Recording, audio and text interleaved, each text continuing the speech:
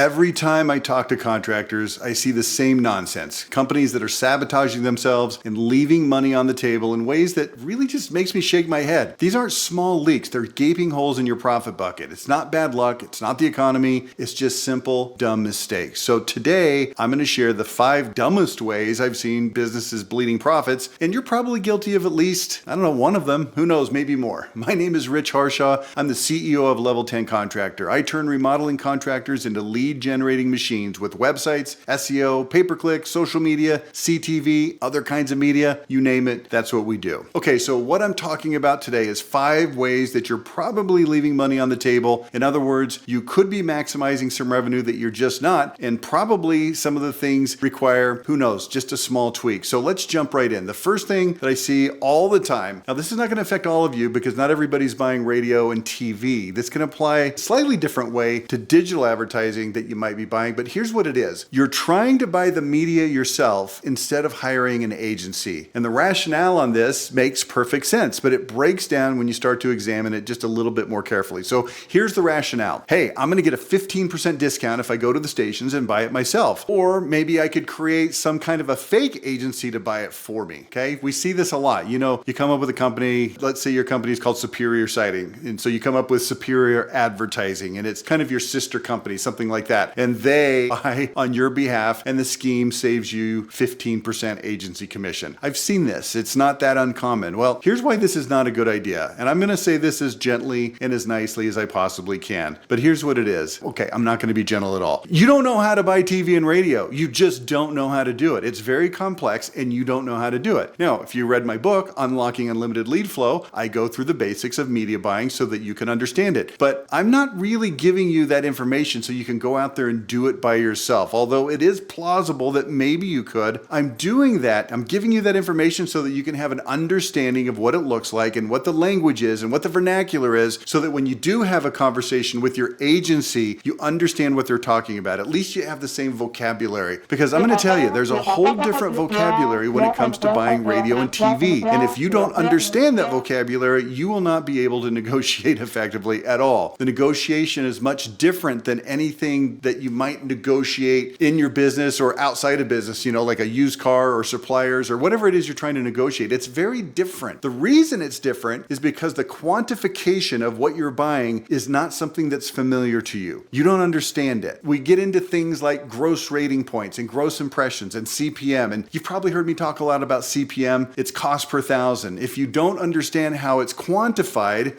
I'm going to say it's nearly, if not literally impossible to negotiate well. It's impossible because you don't speak the right language. So here's what I'm going to encourage you to do. If you're interested in radio and TV, and unless you've got years and years of experience doing it yourself, which I almost never see, this is not a place to go at it alone. You're stepping over dollars to pick up pennies. Just don't do it. That's what do they call it? Penny wise and pound foolish. I'm going to tell you this. When we come in to buy media, I would say that the least amount of savings that we get for our clients over their previous buys is 30%. That's the lowest, 30%. Frequently, it's 100% better, double. It's twice as efficient. And I've got documented case studies of us doing this. It's not me just spouting off, oh yeah, we're going to do it better. Literally, we can come in and almost always can get at least 30% better at buy because we know how to do it. So this isn't really a sales pitch on, hey, hire us to do it. Although if you do need somebody to do it, we're probably more qualified than most. So you can give us a call. We will help you do it. But it's really just to help you avoid this mistake. So that's number one. That's the first way that you might be leaving some money on the table. You're not getting enough bang for your media buck because you're not that good at negotiating media buys. You think that the 15% savings is saving you 15%. So if it's $10,000, you only pay $8,500, but that $1,500 that you're saving costing you. All right. So let's go to number 2, where you're leaving money on the table. All right. Here's what it is. Your prices are too low. I harp on this all the time. And you might say, well, no, my prices aren't too low. Well, let me give you a little story here. A while ago, I was in Kansas City. I was filming some TV commercials with one of my larger clients. You may have heard me talk about them, Jericho. They do kitchens and bathrooms, and you've heard me talk about them before. And their prices are pretty high. In fact, their prices are really high relative to the market. Not relative to how much it should cost, but relative to the market. And recently, they've even raised their price more, and it got high enough that it started causing the salespeople some problems. Pricing always has to be weighed against what your salespeople believe they can actually sell it for. If they don't think they can get that price, then you're screwed. They're not going to get it. But here's what happened, and it was kind of interesting. We were out at a customer's house filming these commercials, and they had built this absolutely gorgeous gorgeous kitchen for this customer. And I was talking to the lady, the homeowner, her name was Angie, and she was telling me about her experience hiring this company, Jericho. And she said that they had previously hired another company, and for 4 months, almost no progress had been made. Despite people being there and doing things, the actual progress was very, very slow. So they fired that other company, they interviewed a bunch of other contractors, and they brought in my client, Jericho. Now, Angie and her family had moved from out of town, so they weren't super familiar with Jericho. They hadn't been subject to or seeing,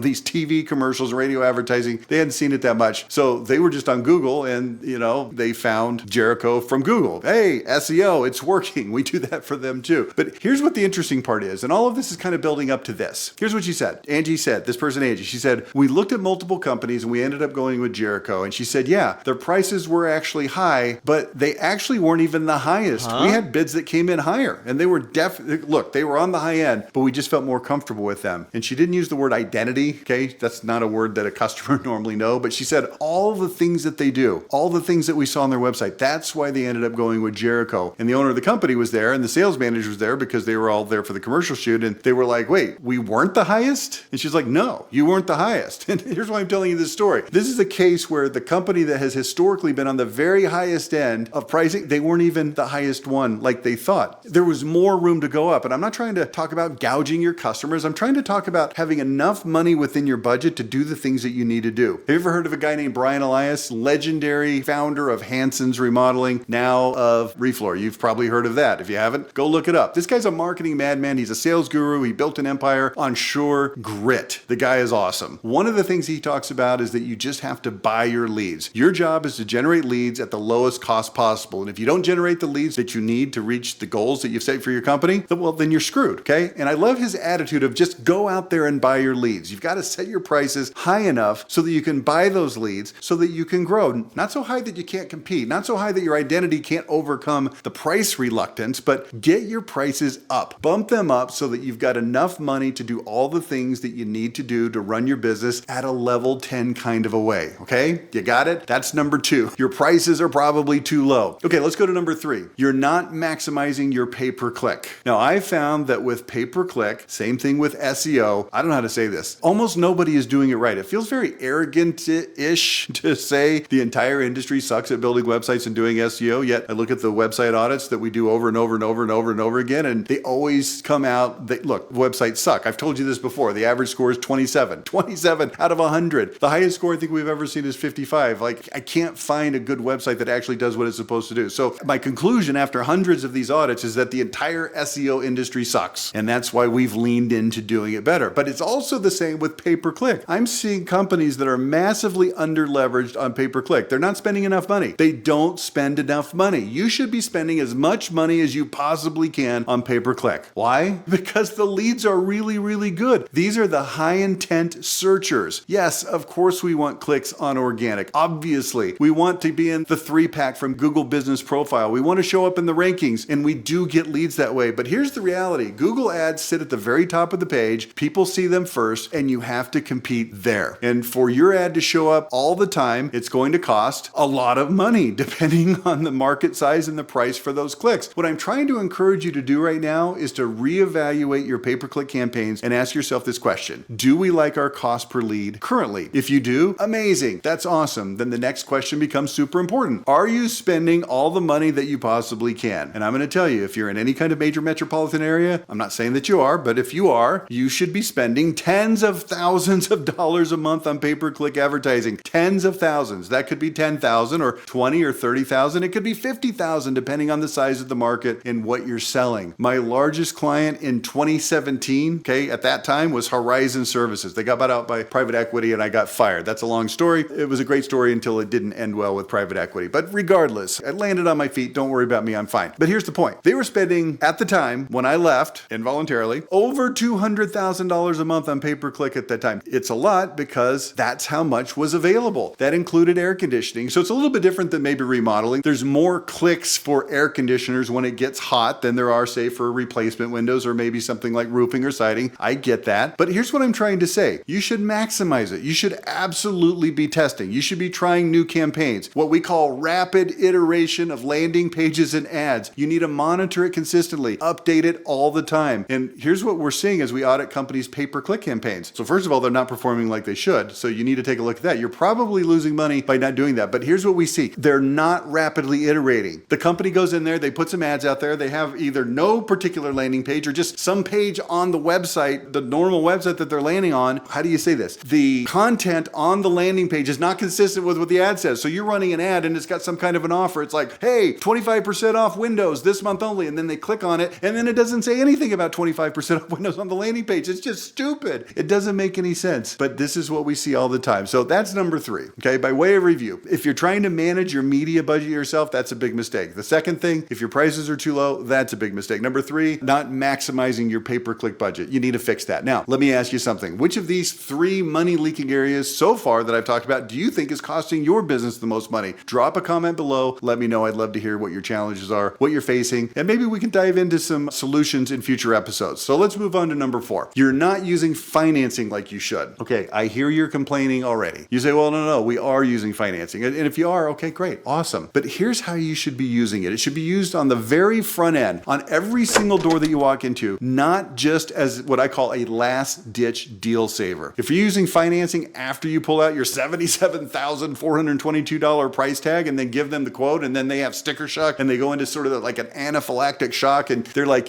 having heart attacks because the price is so high, then you bring in the defibrillator, right? And you say, oh, whoa, hold on a second. You don't have to give us $70,000 all at once. We can do it for payments of $247 per month for the next 180,000 months or whatever it is, okay? That tactic is called the deal saver, and it's a terrible way to use financing. Here's a better way to use financing on the front end. When you first walk in, when you're doing the warm-up, when you're having a conversation with the client, just kind of getting to know them, looking at them and saying something like this. Hey, Mr. and Mrs. Johnson, I know this is a big project. Obviously, it's expensive. It's not something that you do every day. Maybe it's siding. Who knows? Whatever you're talking about. So here's what I want to know. Do you have a certain number in mind that's going to fit into your monthly budget to pay for this? And I'm saying to ask this on the front end. Now, here's what Mr. and Mrs. Johnson are going to say. They might say something like, oh, no, well, we're just going to pay cash. We've already got it situated, or something along those lines. Okay, great. But they might say something like, well, we hadn't really thought about it. But then you can have a discussion with them. And here's what you're trying to do. You're trying to get them to commit to a dollar amount. Okay, well, what do you think would fit into your monthly budget? Do you think $200, $300? What are you thinking? Oh, yeah, we could afford $300. That's what they might say. Okay, well, then,